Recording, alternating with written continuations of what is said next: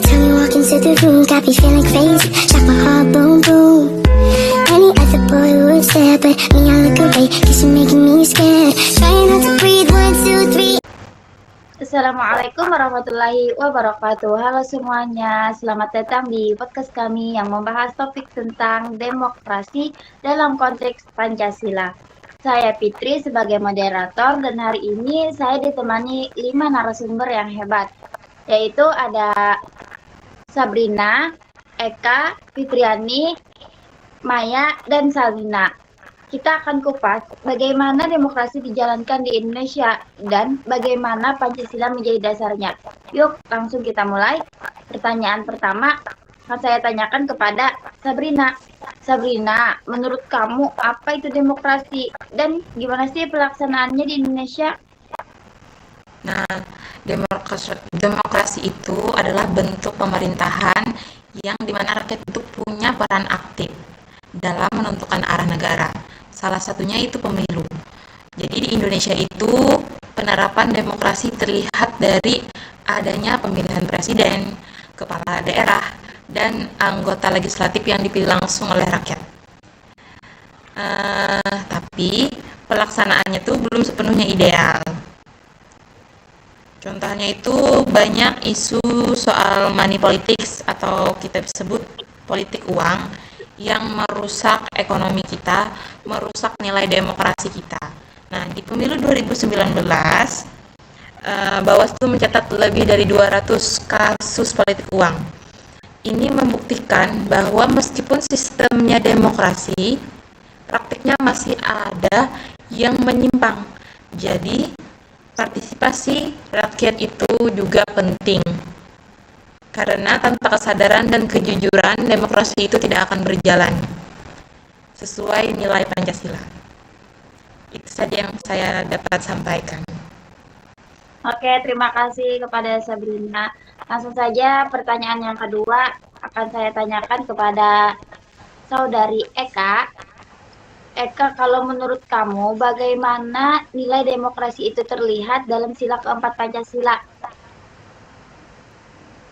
Oke, jadi sila keempat berbunyi kerakyatan yang dipimpin oleh hikmat, kebijaksanaan dalam permusyawaratan perwakilan. Ini artinya bahwa rakyat juga punya suara, tapi keputusannya tetap diambil dengan bijaksana dan melalui musyawarah. Ini sangat cocok dengan prinsip demokrasi yang sehat. Namun sayangnya, kita lihat sekarang musyawarah tuh sering diganti dengan voting cepat. Bahkan di DPR, kadang-kadang keputusan diambil tanpa diskusi yang mendalam. Misalnya, dalam pengesahan Undang-Undang Cipta Kerja pada tahun 2020, banyak yang mengkritik prosesnya terburu-buru dan minim pelibatan publik. Ini bertentangan dengan semangat sila keempat. Jadi, kita perlu ingat bahwa demokrasi bukan cuma soal suara terbanyak, tapi juga soal kebijaksanaan dalam prosesnya. Oke, terima kasih Eka. Selanjutnya akan saya tanyakan kepada saudari Fitriani. Bisa jelaskan apa bedanya demokrasi Pancasila dengan demokrasi liberal? Bedanya demokrasi Pancasila sama demokrasi liberal. Demokrasi Pancasila menekankan keseimbangan antara hak dan kewajiban, serta berlandaskan moral dan etika. Sementara demokrasi liberal yang berkembang di negara barat lebih menekankan kebebasan individu. Di Indonesia, misalnya, kita bebas berpendapat, tapi ada batasannya. Contoh kasusnya, penyebaran ujaran kebencian atau hoaks bisa dipidana karena kebebasan tidak boleh merusak persatuan. Di satu sisi ini baik untuk menjaga keharmonisan, tapi juga jadi tantangan saat kebebasan dibatasi secara berlebihan seperti dalam UU ITE. Jadi demokrasi Pancasila itu mencari titik tengah, bebas tapi tetap bertanggung jawab sesuai nilai luhur bangsa. Oke, terima kasih. Lanjut, yaitu kepada Maya Nur Amanda, saya tanyakan. Kenapa sih musyawarah penting dalam pengambilan keputusan menurut Pancasila? Oke, karena musyawarah mengajarkan kita untuk saling mendengar dan mencari keputusan yang adil bagi semua. Ini berbeda dengan sistem otoriter yang satu pihak saja yang menentukan, contohnya di desa-desa. Musyawarah desa masih jadi cara utama ambil keputusan, seperti dalam pembagian BLT dana desa. Ini contoh bagus penerapan sila keempat. Tapi di tingkat nasional, kadang justru musyawarah ditinggalkan, seperti saat revisi KUHP disahkan cepat tanpa diskusi terbuka dengan rakyat. Ini berbahaya karena menghilangkan esensi partisipasi rakyat. Jadi, musyawarah bukan sekedar prosedur, tapi cara menjaga keadilan dan persatuan. Oke, bagus sekali atas jawabannya, Maya Nur Amanda. Selanjutnya pertanyaannya akan saya tanyakan kepada saudari Salmina. Bagaimana sih tantangan demokrasi di era digital seperti sekarang? Oke, terima kasih kepada moderator. Jadi menurut saya tantangan terbesarnya itu adalah banjirnya informasi yang belum tentu benar atau belum akurat. Bahkan bisa menjadi hoaks. Contohnya nih ketika jelang pemilu 2024 banyak beredar video atau narasi provokatif yang memecah belah masyarakat. Oleh karena itu, demokrasi jadi rawan disalahgunakan kalau rakyat nggak kritis terhadap informasi. Suatu media sosial itu bisa menjadi alat edukasi, tapi juga bisa menjadi alat provokasi. Makanya penting bagi masyarakat untuk memperkuat literasi digital. Dan Pancasila mengajarkan kita untuk berpikir kritis dan bertanggung jawab.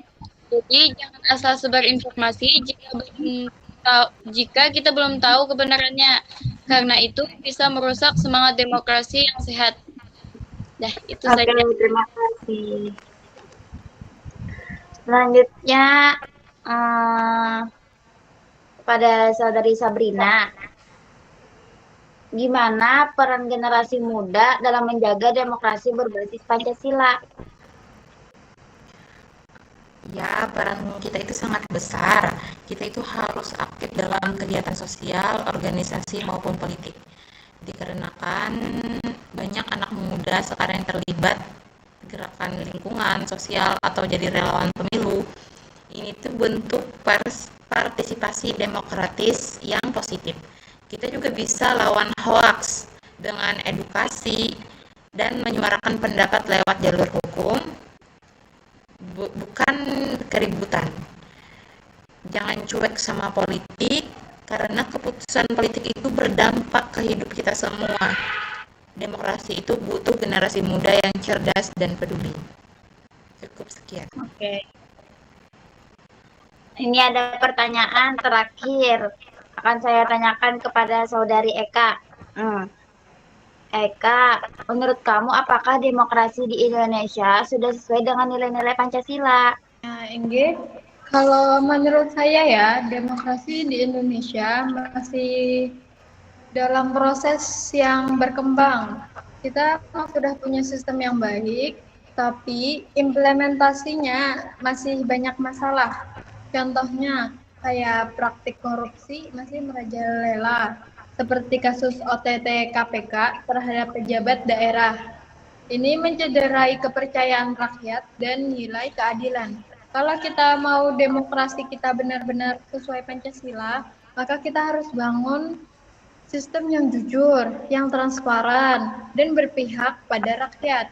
Dan itu tidak bisa dilakukan oleh pemerintah aja. Kita sebagai warganya juga harus ikut andil. Ya, itu cukup dari saya. Oke, terima kasih atas teman-teman semua diskusi pada hari ini. Diskusinya yang luar biasa.